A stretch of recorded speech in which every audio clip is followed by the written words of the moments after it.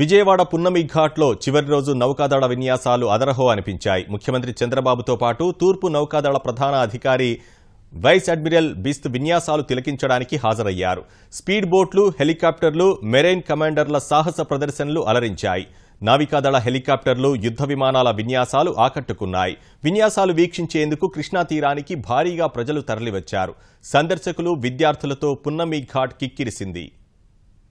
Ladies and gentlemen, right in front of you, we have the Sea King Faldu Charlie, commanded by Commander Shashank Jha and Commander Nihal Sabnis. Ladies and gentlemen, it is a matter of pride to tell you that the same Sea King Faldu Charlie, with Commander Shashank Jha in the pilot seat, who airlifted one of the heaviest loads by a helicopter. As we speak, the formation is pulling into each other with more than 4 Gs to carry out a maneuver known as the rotate maneuver. ఈ విన్యాసాలకు ప్రాతినిధ్యం వహిస్తున్నది విజయవాడకు చెందిన captain Nitin Parvathaneni, commander Manik Mehta మరియు commander Mahip P Gill, lieutenant commander Mohit Sharma.